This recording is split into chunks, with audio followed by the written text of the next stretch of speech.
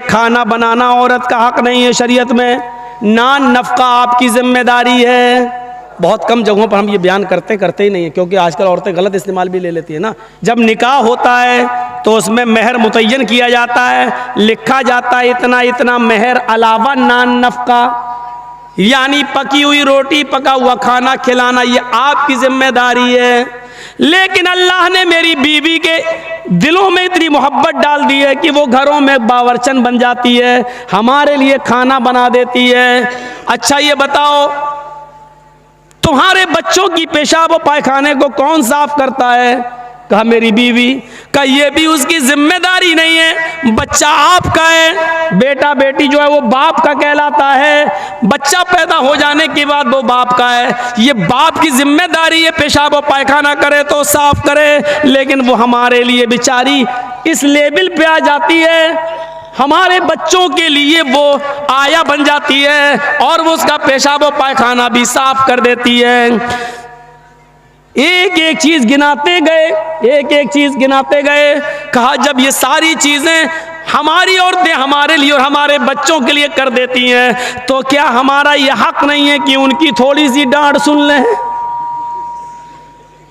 उनकी जायज बात भी सुन लें? घर चलाना है तो उनकी थोड़ी बहुत डांट भी सुनो, चले जाओ। और आइंदा ऐसा मत करना। क्या तुमने अल्लाह के रसूल का ये फरमान नहीं सुना कि बीवी औरत जो है वो आदम की पिसली से पैदा हुई है और पिसली टेढ़ी होती है, उसको सीधा करने की कोशिश करोगे तो वो टूट जाएगी लेकिन सीधी नहीं होगी। औरत को सीधा करने की कोशिश करोगे तो तलाक ले लेगी या हो जाएगी, लेकिन वो बिल्कुल सुधरेगी नहीं। इसलिए थोड़ा बहुत उसकी कजी और कभी को तुम्हें बर्दाश्त करना पड़ेगा। जी आप सही कह रहे हैं। बेचारा चला गया। मेरी माँ बहनों, हाथ जोड़ के अब विनती कर रहा हूँ, ऐसा ना हो कि कल तुम ये कहने लगो अब खाना तुम बनाओ, मौलाना साहब ने कह दिया, ये हमारी जिम्मेदारी नहीं है। ऐसा ना हो। बहुत कम जगहों पर हम ये बयान करते ही नहीं है, क्योंकि आजकल औरतें गलत इस्तेमाल भी ले लेती है ना।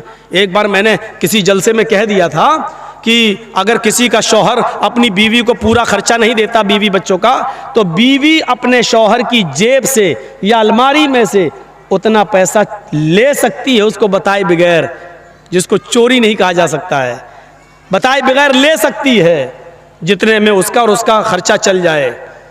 ये जैसे ही मैंने जिस तकरीर में मैंने कहा, दूसरे दिन मेरी जेब से 5,000 रुपये गायब हो गए। उस दिन से बयान करना छोड़ दिया। ये तो नाजायज़ इस्तेमाल करती है। फिर इतनी इजाज़त दे दो 100-200 रुपये की, तो इनका 100-200 रुपये में कुछ होता ही नहीं है, 5,000। फिर ये होता है कि मौलाना ने कहा तो था ले सकते, तुम देते नहीं हो इसलिए हमने ले लिया। अरे अल्लाह के बंदी, मैंने तो ये कहा है कि जितने में तेरे घर का बच्चों का गुजर बसर चल जाए उतना। हाँ तो क्या हुआ, साड़ी पुरानी हो गई नहीं लाए, फेयर एंड लवली खत्म हो गई, लेने जाना है। और परफ्यूम भी तो ऐसे ऐसे आ रहे हैं, मेकअप के सामान भी तो ऐसे ऐसे। अब एक मेकअप चला वाटर प्रूफ, हमने तो वाटर प्रूफ शामियाना सुना था, वाटर प्रूफ हमने वो सुनी है, घड़ी सुनी है, लेकिन अब वाटर प्रूफ मेकअप कर लो, क्रीम पाउडर, उसके बाद चाहे कितना नहाइए धोइए वो मेकअप हटने वाला नहीं है। पानी वो वाटर प्रूफ मेकअप भी अब चलने लगे, और ये चलाना पड़ रहा है, क्योंकि बंदरियां भी मेकअप कर लेती थी, और जब उनका चेहरा धुलता था तो आड़ी टेढ़ी की तिरछी निकलती थी, तो उनके बच्चे भी नहीं पहचान पाते थे। इसलिए जरूरत पड़ी ऐसे मेकअप की जो टिका रहे उनके चेहरे पर, इसलिए वो मेकअप बनाना पड़ा। अब वो बेचारी 80 साल की बुढ़ियाँ भी लगा लेती है, तो ऐसा लगता है कि हाँ ये 25-30 साल की जा रही है, 25-30 साल की। एक सही वाकया है, मैं बतला रहा हूँ, भोपाल का सही वाकया है। बेचारी एक 70, 75, 80 साल की बुढ़ी, और उसने नकाब पहन लिया, खूबसूरत बूटों वाला, फूलों से चढ़ा हुआ, और वो नकाब लगा के जा रही थी, चेहरा उसका छिपा हुआ था, खूबसूरत बुर्का। अब वो जा रही है तो 18-20 साल का लड़का उसके पीछे लग गया, ये सोचकर कि बुर्का इतना अच्छा है तो बुर्के वाली कितनी अच्छी होगी, नकाब इतना अच्छा है तो नकाब वाली कैसी होगी।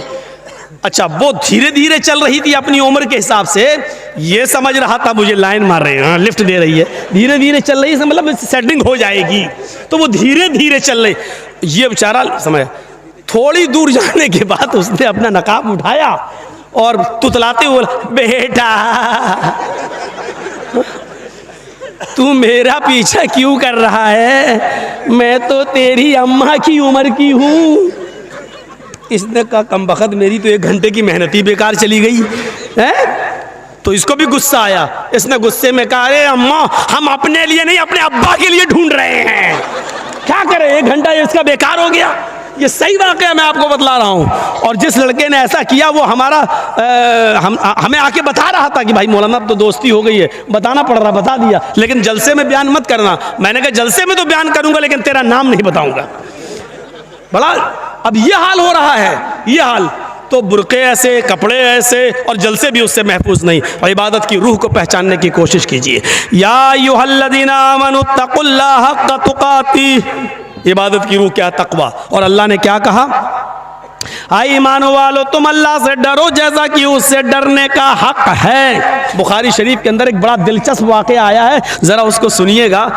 देखिए, पढ़ा था बंदे ने, नबी से सुना था उसने कि जब सदका और खैरात करो तो दाहिने हाथ से दो और बाएं हाथ को भी उसकी खबर नहीं होनी चाहिए।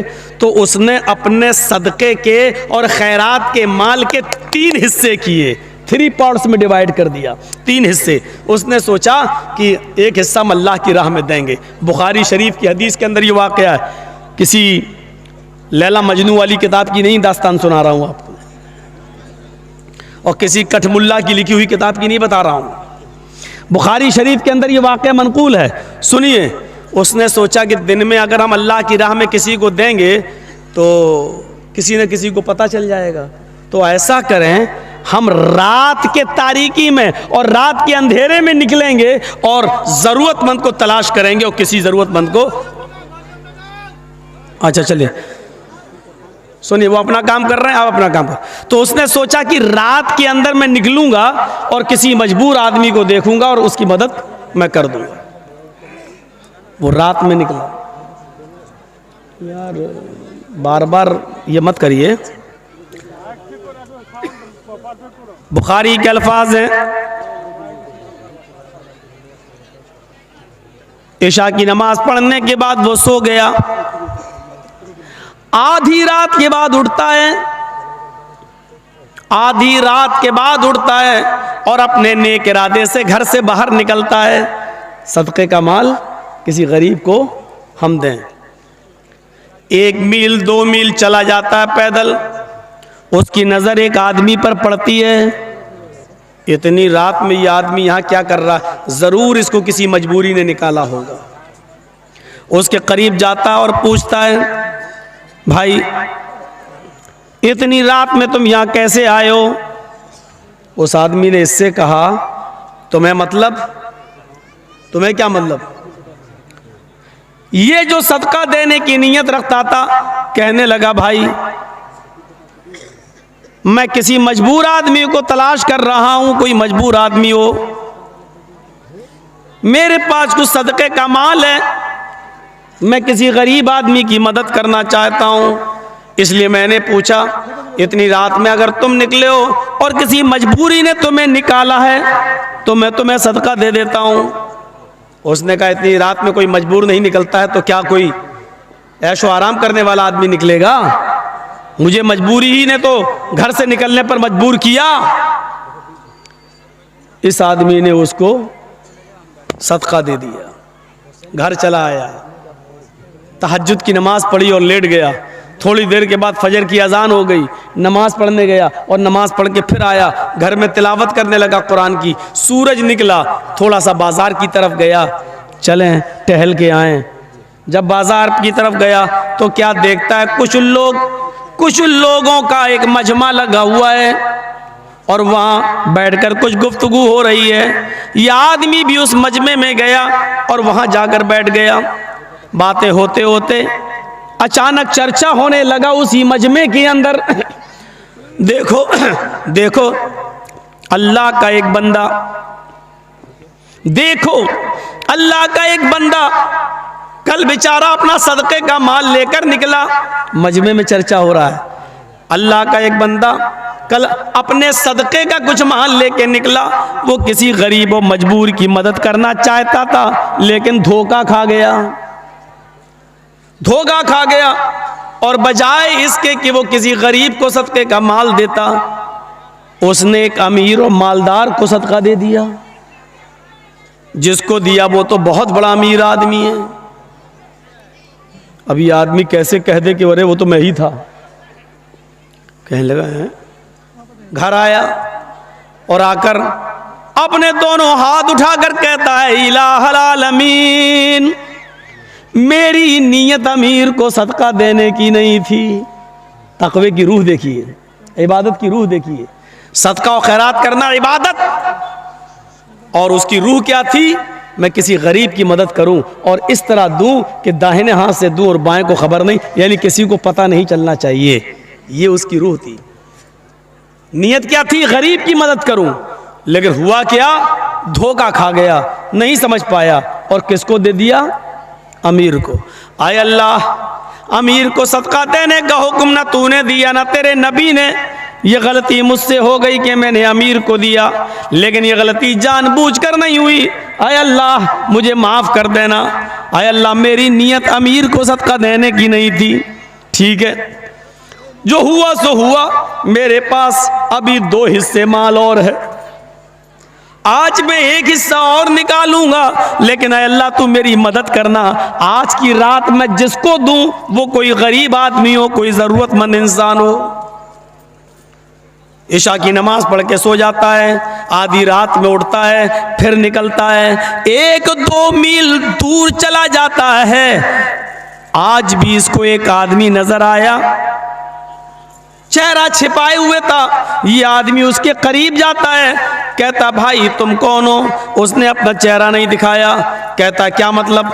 मैं कोई भी हूँ, मजबूरी है मेरी, मैं रात में निकला हूँ, तुम यहाँ क्या कर रहे हो? कहा मेरी भी मजबूरी है, मैं रात की तारीकी में, रात के अंधेरे में किसी गरीब इंसान को ढूंढ रहा हूँ, किसी मजबूर को ढूंढ रहा हूँ। वो कहता मुझसे ज़्यादा मजबूर कौन होगा? मेरे बच्चे भूखे सो रहे हैं, मेरी बीवी भूखी है, मैं मजबूरी में निकला हूँ और कोई ज़रूरी है कि मैं अपनी मजबूरी का, मैं अपने बच्चों का और अपनी बीवी का बुरा हाल मैं तुम्हें रो रो कर बयान करूँ? इस आदमी ने कहा नहीं नहीं, मुझे तुम्हारे हालात को जानने का शौक़ भी नहीं है। अगर तुम मजबूर हो और तुमने कह दिया मैं मजबूर हूँ, मेरे लिए इतना ही काफ़ी है। ये सदक़े का माल लीजिए, ये मेरे तरफ से है, ये आप ले जाइए। आप गरीब और मजबूर इंसान हैं, मुझे तो किसी गरीब ही को देना था। उसने उसको दे दिया और चला आया। घर में आया, तहज्जुद की नमाज पढ़ता है, खुश है कि अल्लाह आज तो वाकई मैंने किसी गरीब इंसान की मदद कर दी।